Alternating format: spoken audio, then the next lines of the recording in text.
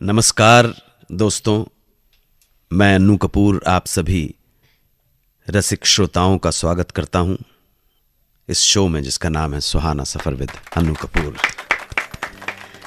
मेहरबान दोस्तों, जब मैं हिंदी सिनेमा के सुनहरे दौर पर नजर डालता हूं तो हर मोड़ पर कोई ना कोई रोचक कहानी मिल जाती है। ऐसी ऐसी कहानियां मिल जाती हैं जिन्हें सुनकर कभी हंसी आती है तो कभी आंखें भर आती हैं। कुछ कहानियां ऐसी भी होती हैं जो कहीं कहीं जीवन का दर्शन भी करवा जाती हैं, सीख दे जाती हैं। तो कुछ कहानियां ऐसी होती हैं जो सिर्फ मनोरंजन कर जाती हैं। न जाने कितनी कहानियां मौजूद हैं हिंदी सिनेमा के उस सुहाने दौर में, और इन्हीं बेशुमार कहानियों में से हर दिन कुछ कहानियों को चुनकर, कुछ गीतों के साथ पिरोकर मैं अन्नू कपूर हाजिर हो जाता हूं आपके मनोरंजन के लिए लेकर ये सुहाना सफर।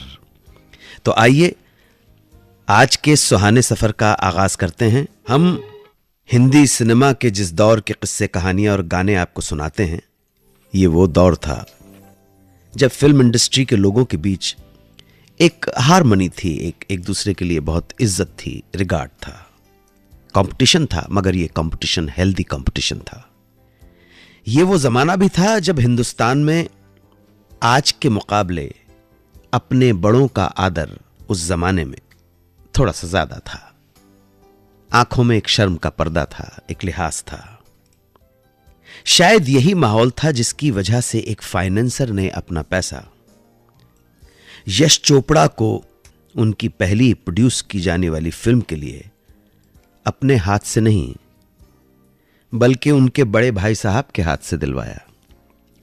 बात तब की है जब यश चोपड़ा ने सोचा कि वो अपने बड़े भाई से अलग होकर इंडिपेंडेंटली अपने पैरों पे खड़े होकर कुछ करेंगे, अपना बैनर बनाएंगे, एस्टैब्लिश करेंगे अपना बैनर और फिल्में बनाएंगे।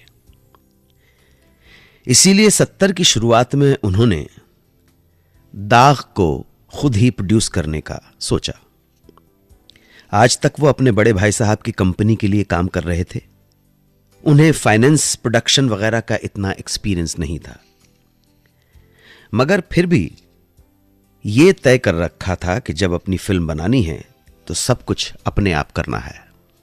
इसी फैसले के बारे में जब वो अपने भाई साहब से बात करने गए तो उन्होंने भी यश के फैसले का विरोध नहीं किया, मगर यह जरूर कहा कि अब अगर तुम अपने बलबूते पे खड़ा होना चाहते हो तो अब हर काम तुम अपने बलबूते पे ही करना।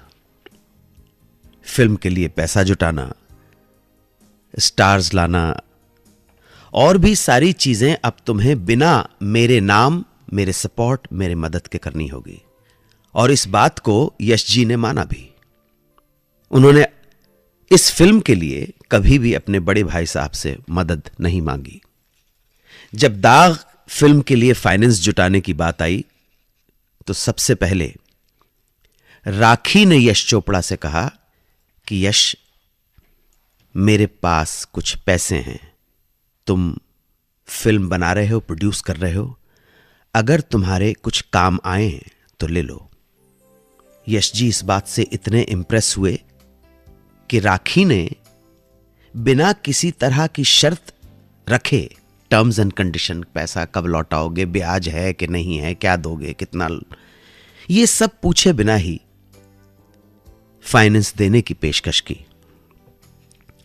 उसके बाद यश जी के दोस्त गुलशन नंदा आए और बोले, यश, मुझे पता चला कि तू फिल्म बना रहा है, मैं बहुत खुश हूं और मैं चाहता हूं कि मैं तेरी फिल्म को फाइनेंस करूं।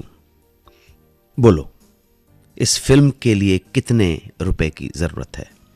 यश जी ने कहा, मुझे मार्केट से पैसा कैसे उठाना है मुझे बिल्कुल पता नहीं है, मुझे बस बीआर फिल्म्स की टर्म्स का आइडिया है, इसलिए आप ही बताइए कि अब मुझे फाइनेंस कैसे लेना होगा, क्या टर्म्स एंड कंडीशन होंगी, आपका ऑफर तो है फाइनेंस करने का।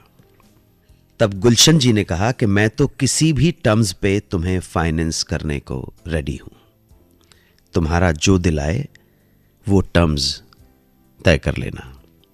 और ऐसा कह के उन्होंने 2 लाख का चेक यश जी को दे दिया। उसके बाद कहा चल गाड़ी में बैठ। यश चोपड़ा उनके साथ गाड़ी में बैठे। यश चोपड़ा को सीधा लेकर गए गुलशन जी बड़े भाई साहब B.R. चोपड़ा के घर।